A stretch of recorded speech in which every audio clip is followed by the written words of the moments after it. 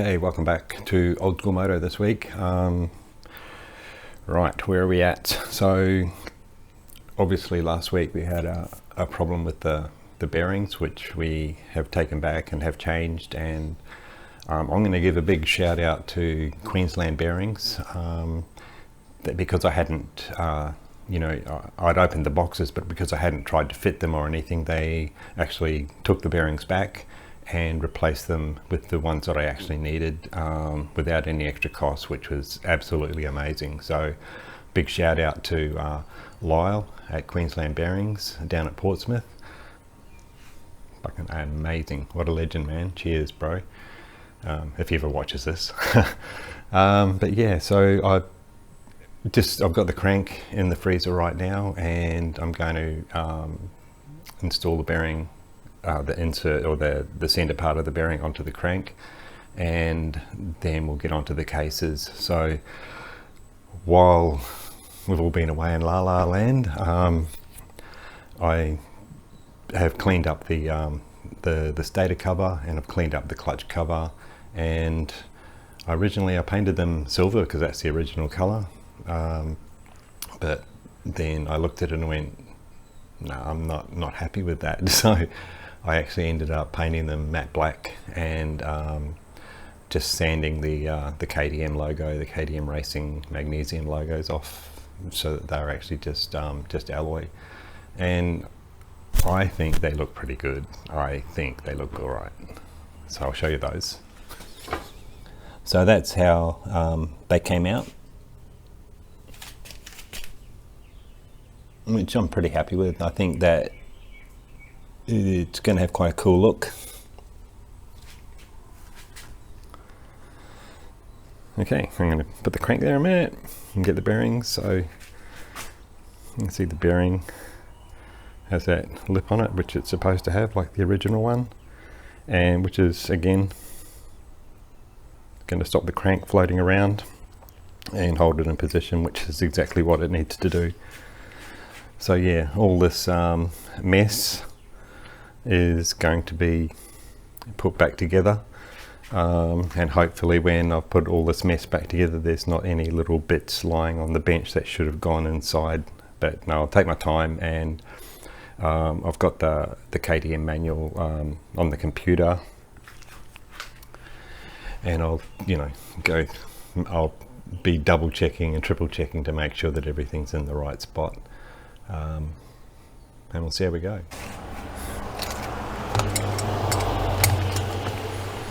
Okay, so that's the crank out of the freezer, and I'm just going to turn on the gas.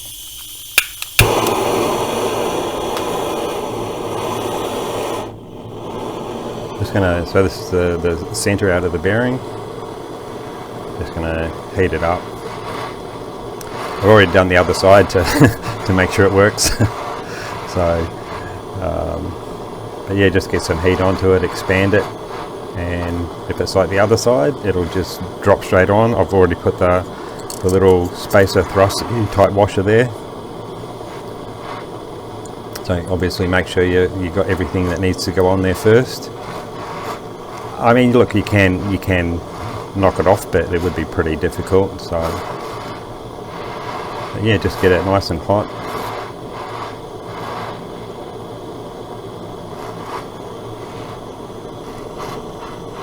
Should bring the gas over, show you what I'm doing. Okay, over here. Yeah, I've just got it with this wrench here, pipe clamp, and just heat it up.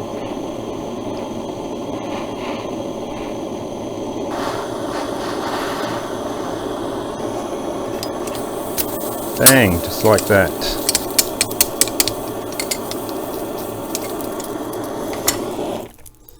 Alright, so that was nice and easy. So that's really good. So that crank is now ready, because it's been in the freezer. I'm going to obviously spray it with WD and stuff to make sure it doesn't get any rust or what have you on it. But yeah, that was good. So both those are on now, and yeah, we're good. Fucking happy with that. Very happy. Okay, so I'm just going to blow out this case. Okay, so now I've got the bearing in the freezer, and I've just got to heat up this and I'll be able to drop it in. So I'll go grab the bearings, or bearing, one of, and we'll drop it in. We'll do this one and then I'll do the other case off camera. Okay, so I have the bearing. We need to get the heat onto this again.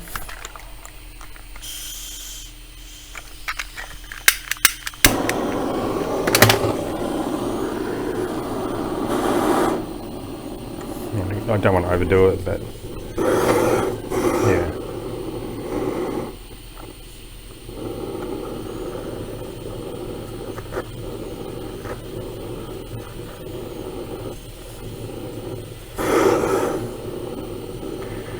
And the theory is that cold and hot obviously expand and contract. It should just drop in quite easily. So that's the plan anyway. And aluminium expands a lot quicker than steel, so it shouldn't take too much heat. And I guess the idea of not having to bash them into place is a good thing. And even if you do have to tap it a little bit, at least the tolerances are open, so you're not really belting the crap out of it.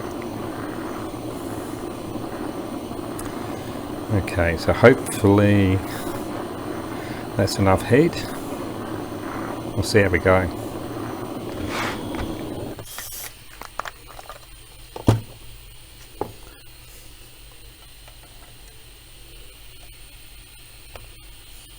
A little bit off. Get my tapperoni.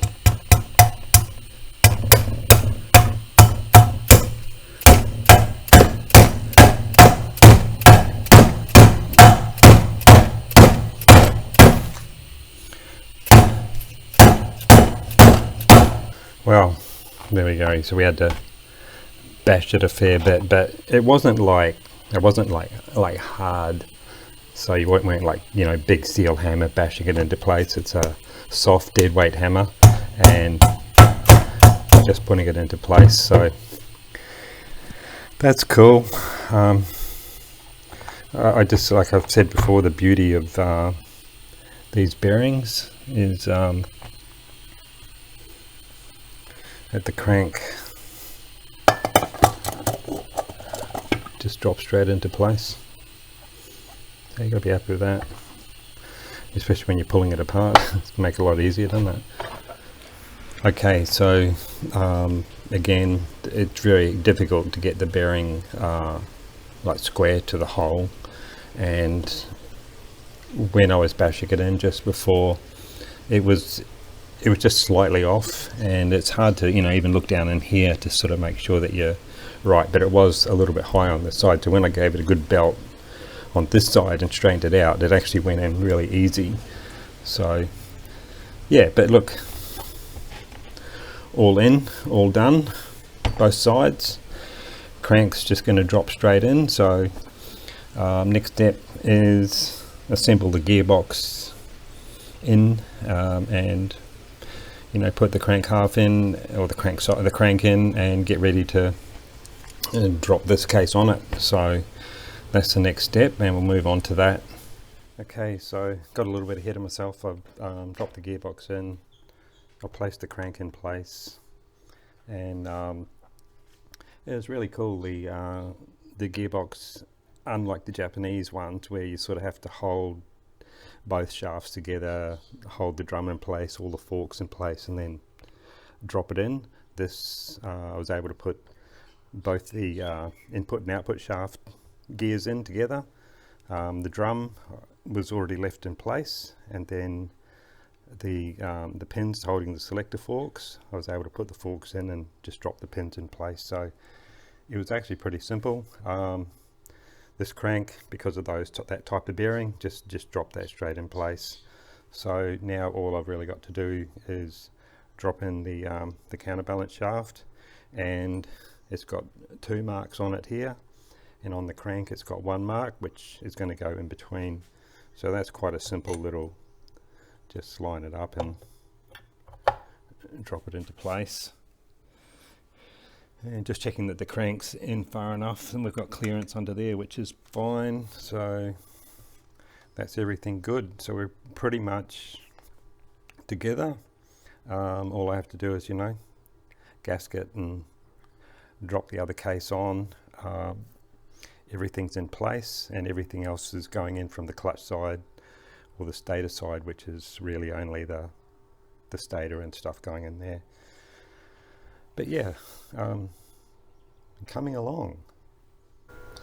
Okay, so I've just got this far. I'm just going to just semi-sit this case over here, and oops, let's get that sitting right. Just the reason just to sit that there is so that I can turn it up the other way without everything falling out. And what I'm going to do is I'm going to assemble the clutch side of the engine, just to make sure that everything's in the right place, and then to check that, well, there's nothing left over that should have actually gone inside. But yeah, just being cautious, I guess. So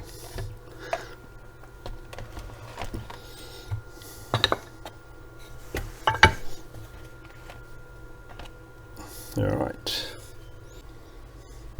Okay, so with the seal, it says the open side in the manual says open side facing inwards. So I mean that makes sense, because that's to keep the oil in at the bearing. If I put it in the other way, the pressure's the other way and it's not going to seal properly. So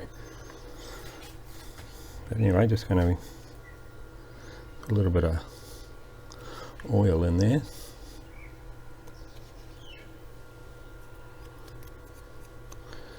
I don't know, like some people put grease on. I'm sure that there is a grease for that, but there we are. We'll press that into place. We'll need a bit of persuasion. Got a little aluminium block.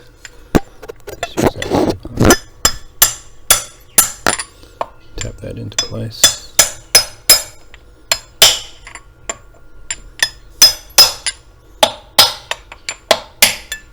Beautiful. Next we had this, but need to drop all these back in, because I took them out when I pulled it apart, just because I wasn't sure if it was came off in 2 pieces or 1. So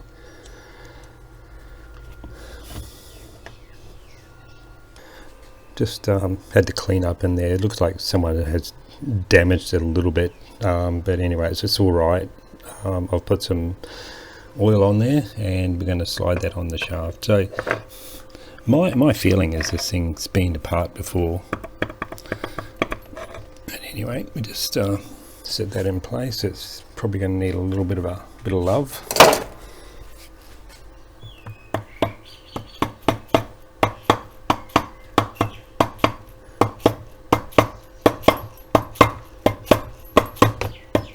Right, that's ding, that sounds set. Right, next thing that we've got here to put in is the oil pump. Okay, yeah, just put the oil pump in, just tighten those up. An interesting kind of oil pump. It's got like there's 2 pumps, one on each side. Okay, so back at it again. Managed to get the gear selector, I don't know what you call it, indent spring fucking thing on. But anyway, it's got a spring on it and it pops up against the selected drums to select all the gears. So we're going to just drop the clutch basket and hub in now. So first goes thrust washer, And we've got a couple of needle roller bearings just go in here. It's actually quite a neat looking clutch hub, I reckon. It's pretty cool.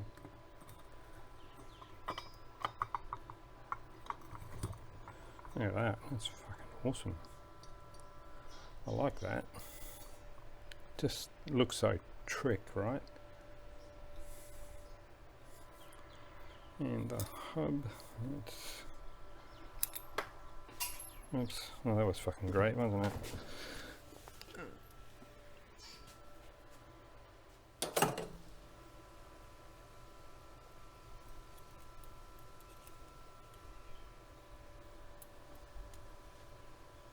Okay, nice. Now it's just still got the springs in it, but what the heck.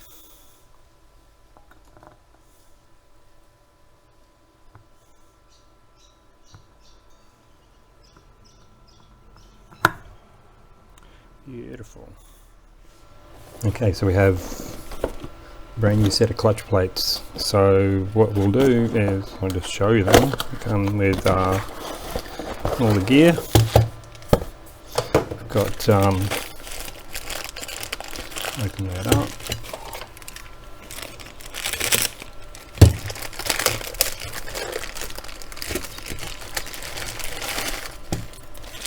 So we've got new springs, new fibers, and new steels. So what I'm going to do is I'm going to just soak these in oil for a while and before we assemble it. But okay, so clutch plate time. Just looking at the manual, there's 4 thicker and 4 thinner. So thicker, so I'm just going to go thick, fiber, thinner, blah blah blah. Alright, so and yeah, we got these pins to locate, like, I don't know, you call them locating pins or whatever, but just going to drop them in. These Allen bolts are a little bit on the used side, but they still work, so.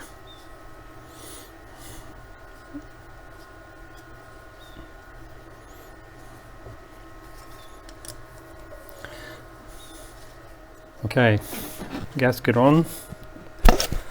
I was told that if you oil the gasket, it'll make it a lot easier if you need to take the clutch cover off.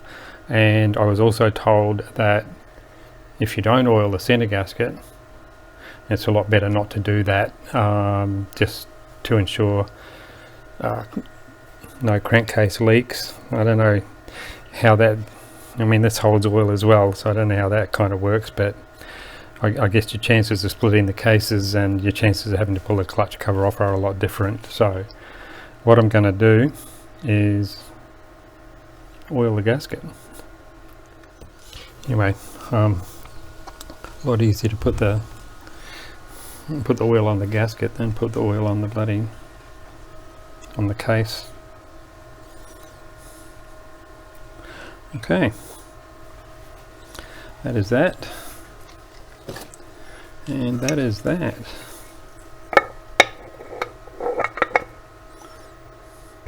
Kind of exciting.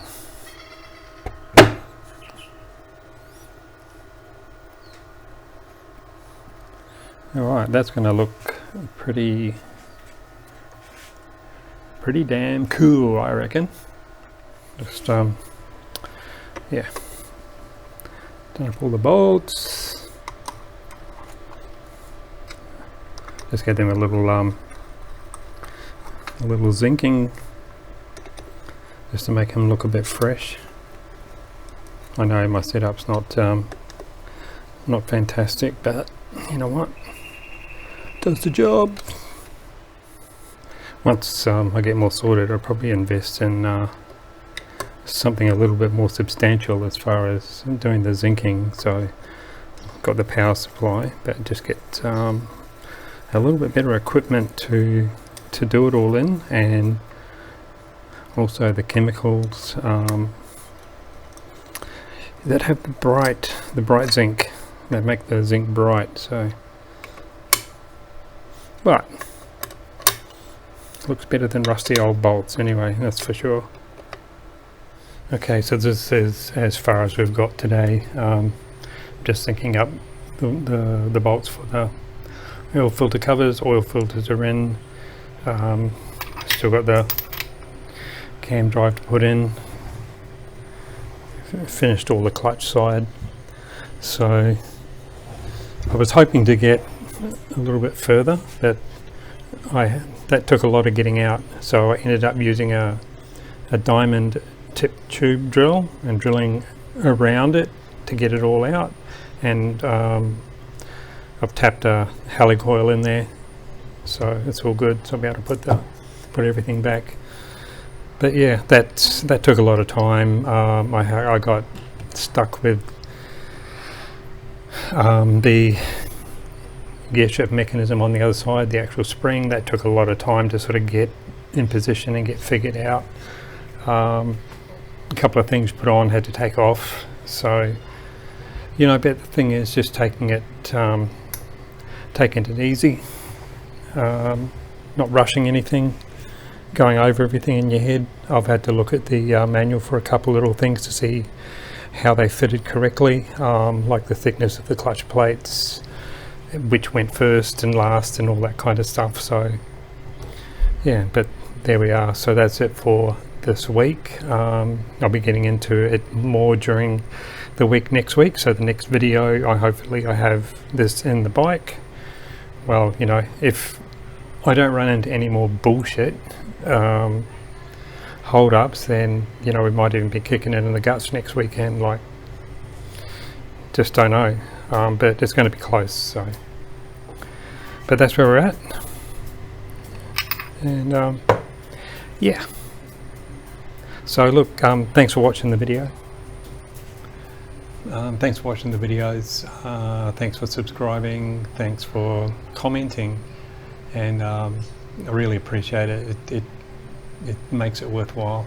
You know, to just garner some interest and stuff. So sort of encouraging. So I really appreciate it. And to my 22 subscribers, thank you very much. I appreciate it. All right. So until the next one, see you then.